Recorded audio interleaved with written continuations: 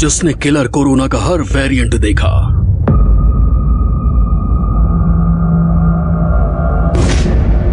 जो 1.5 साल से कोरोना पर गहरी रिसर्च कर रहे हैं,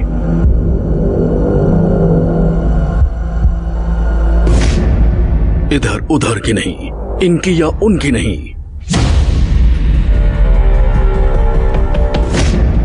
अध्ययन पर आधारित वैज्ञानिक की आवश्यक डिस्कवरी।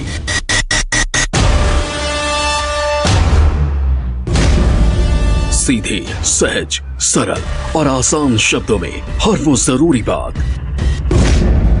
जो कोरोना के बारे में आप जानना चाहते हैं। आज ये डिस्कवरी आप पूरी और बहुत ध्यान से देखिए, क्योंकि कोरोना को लेकर आपका हर कंफ्यूजन दूर होगा। कोरोना पर रिसर्च करने वाले बड़े वैज्ञानिक जो कुछ बताने जा रहे हैं, उससे कोरोना को लेकर आपका डर और घबराहट दूर होगी। कोरोना के बंगाल स्ट्रेन पर वैज्ञानिक की super discovery.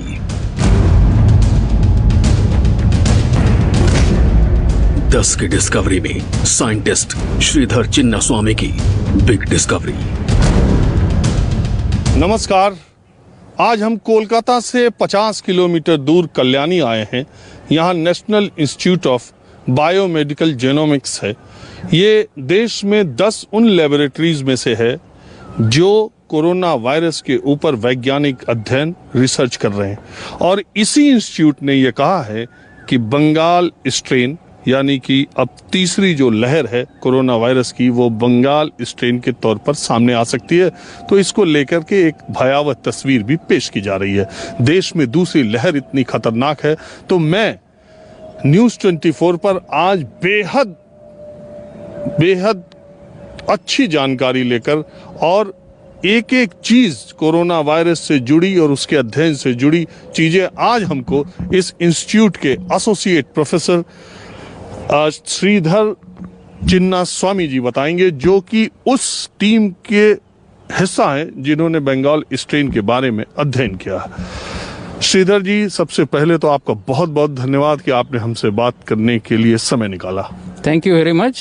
It is my pleasure. It is our institute's pleasure that you have come here and trying to report a problem that is of public relevance. We are really appreciative.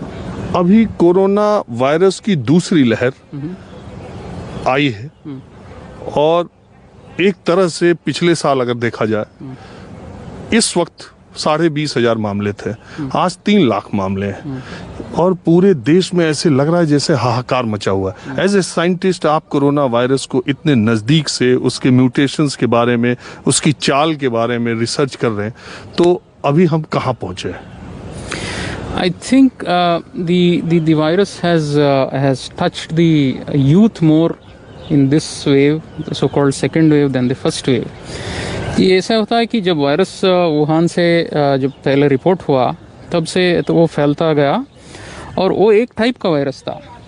As time started progressing in the last 1 year, it has, as you yourself said, it has gone into mutations and number of variants in the world, like that's called the so-called UK variant, South African variant, Brazil variant, और हमारा ही देश में double mutant कुछ महीनों पहले report हुआ था। अब लेटेस्ट न्यूज़ से बंगाल से they are calling it the triple mutant. So ये सब म्यूटेंट्स भी बन गया है और वायरस का जो लोड था वो तो डेफिनेटली बढ़ा हुआ है, क्योंकि 1 साल में उतना रेप्लिकेट किया है, इतना सारे होस्ट तक पहुंच चुका है। मान लीजिए कि लास्ट ईयर इसी समय हम शायद 10 वायरसेस हर रोज़ हम टच करते थे। ठीक है, तो as a youth I was more resistant, I had more better immune system than an older person, so I was able to resist that, but the older person couldn't resist that 10 viruses touching him on a daily basis.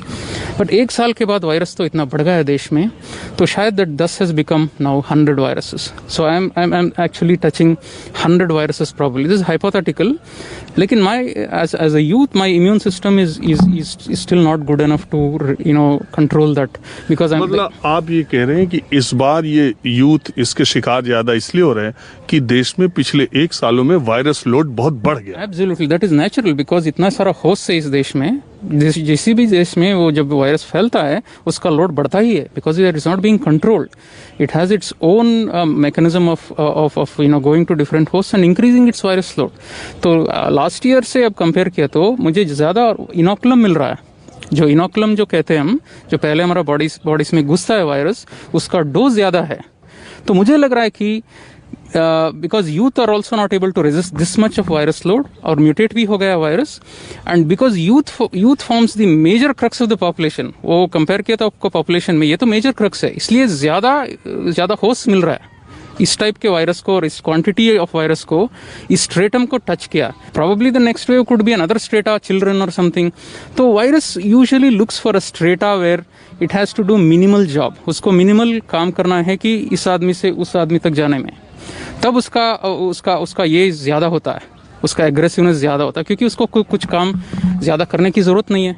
मान लीजिए कि आप भी youth है, वो भी youth है, तो वायरस आपसे और वहाँ जाने के लिए कुछ करने की ज़रूरत नहीं है. It has to just infect you and that person is also almost similar in immune response. लेकिन लास्ट ईयर भी ऐसे होता, लेकिन बुजुर्ग लोग ज़्यादा अफेक्ट हुए थे, कोमॉर्बिड लोग ज़्यादा अफेक्ट हुए थे. ये बंगाल स्ट्रेन अभी नया आ गया, इससे देश में एक अलग तरह की मची है कि अभी तो दूसरी ही लहर का ये हाल है. बंगाल स्ट्रेन आएगा तो क्या होगा, इसको जरा सीधे सरल शब्दों में आप बता सके लोग. मुझे लगता है कि ये डबल म्यूटेंट, ट्रिपल म्यूटेंट, इसको ज़्यादा ही भाव मिल रहा है. We should not be surprised, क्योंकि इंडिया इतना हेट्रोजेनस पॉपुलेशन है. आपको ज़रूर मिलेगा डिफरेंट म्यूटेशंस, तो डेफिनेटली मिलेगा, क्योंकि मेरे हिसाब से होस्ट भी बहुत इंपॉर्टेंट होता है. जो वायरस का फिनोटाइप, जो वायरस का जो जीनोम है, वो होस्ट भी डिसाइड करता है. तो होस्ट तो अलग अलग राज्यों में अलग अलग है, एक ही राज्य में डिफरेंट होस्ट होते हैं. तो host is an important factor and that is why you will get different mutants. And mutants, the virus mutates because it wants to grow. Every living organism has an urge to grow because it has a genome. The genome always keeps its urge to keep replicating. तो उसको तो host चाहिए. So that is why it's doing. So we don't have to really give too much importance to these variants. चिन्ना स्वामी साहब, मैं आपसे ये कहूँ कि ये बंगाल स्ट्रेन को लेके जो हाय तहवा बहुत मचाया जा रहा है, ऐसा बहुत घबराने वाली बात तो नहीं है? It is not surprising because as time passes you will see another mutant, maybe a quadruple mutant. तो क्या करोगे उससे क्या करेंगे हम? तो ये तो इन्फेक्टिविटी ज़्यादा है. जो भी म्यूटेंट्स बना है, जब से चाइना से आया था, जो भी म्यूटेंट्स वहाँ से बना है, वो definitely they are infecting more, they are replicating more. Probably infectivity cycle में उसको मदद मिल रहा है ये म्यूटेशंस की वजह से. आखिर ये कोरोना वायरस का जो म्यूटेंट पे म्यूटेंट आया जा रहा है, ये खत्म भी होगा या इसका क्या है ये, या फिर हम वो हो जाएंगे कि ये रहेगा भी तो कोई बात नहीं है? नहीं, देखिए आप लैबोरेटरी में कैसे रेस्ट्रिक्ट करते हो एक वायरस को. फॉर एग्जांपल आपने अभी देखा हमारा लैब्स में सब लोग ये पहने हुए थे, पीपीई पहने हुए थे. तो virus will get restricted only in such circumstances. लेकिन आप सब लोग पीपीई पहन के रोज तो घूम नहीं सकते, वो तो नामुमकिन बात है.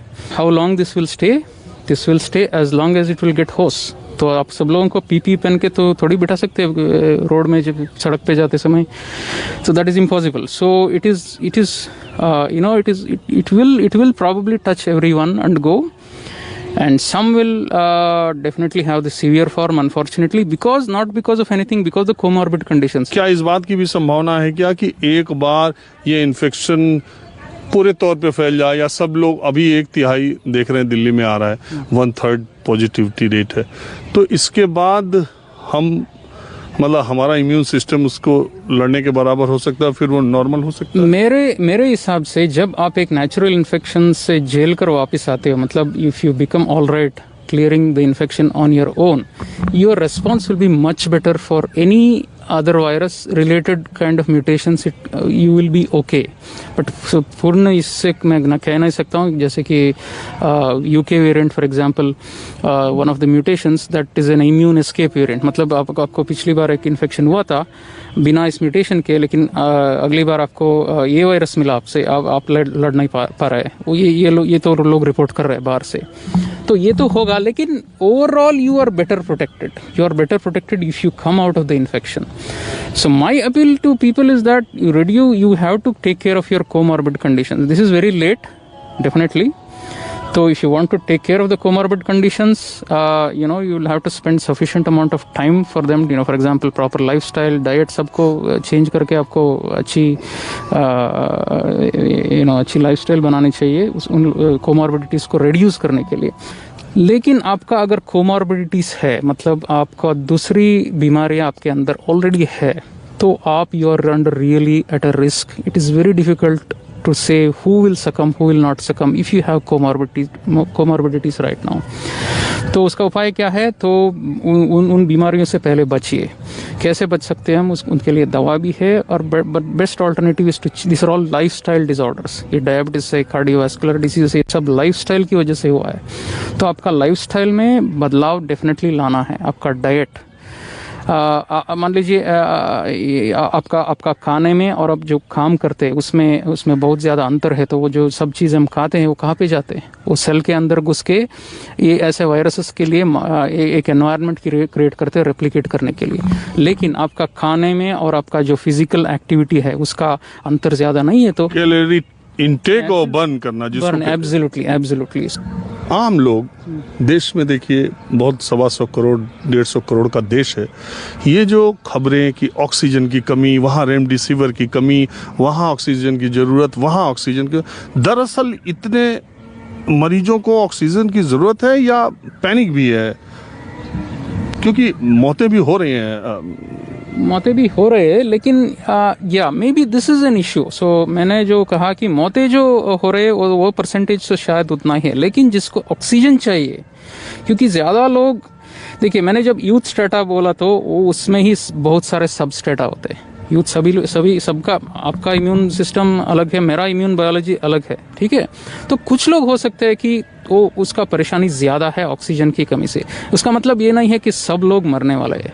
That is very important. आपको ऑक्सीजन ज़रूरत होगा. आपका बॉडी ट्राई कर रहा है, कोशिश कर रहा है वायरस को निकालने के लिए, तब तक थोड़ा ऑक्सीजन ज़्यादा चाहिए आप लोगों को. लेकिन ये यूनिवर्सल नहीं है.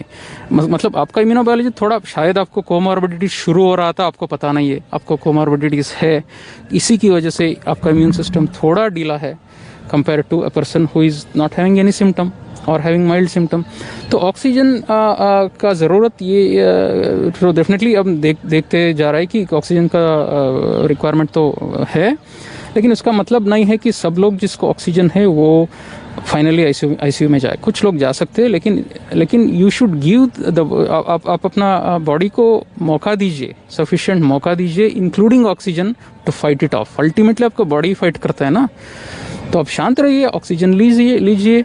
ज़्यादा मतलब पैनिक होने की ज़रूरत नहीं. लेकिन मैं जो बोल रहा हूँ, कोमॉर्बिडिटीज रिलेटेड इश्यूज आपका बायोलॉजी डिसाइड करता है. मैंने 1 आध 2 3 4 लोगों से बात की. कुछ इस मान्यता के लोग हैं, चिन्ना स्वामी जी, जो ये कहते हैं कि कोरोना वायरस सर्दी जुकाम फ्लू से ज़्यादा कुछ नहीं है अगर आपका शरीर कमज़ोर नहीं है. तो आप इस थ्योरी को मानते हैं?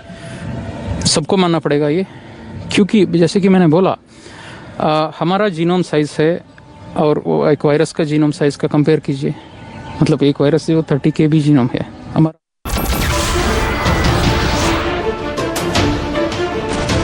नमस्कार, मैं हूं मानक गुप्ता. अगर आपको हमारा ये वीडियो पसंद आया हो तो इसे लाइक और शेयर जरूर करें, और हाँ, हमें सब्सक्राइब और फॉलो करना ना भूलें, ताकि आप देश और दुनिया की कोई खबर मिस ना करें. तो जुड़े रहिए हमारे साथ और देखते रहिए न्यूज़ 24.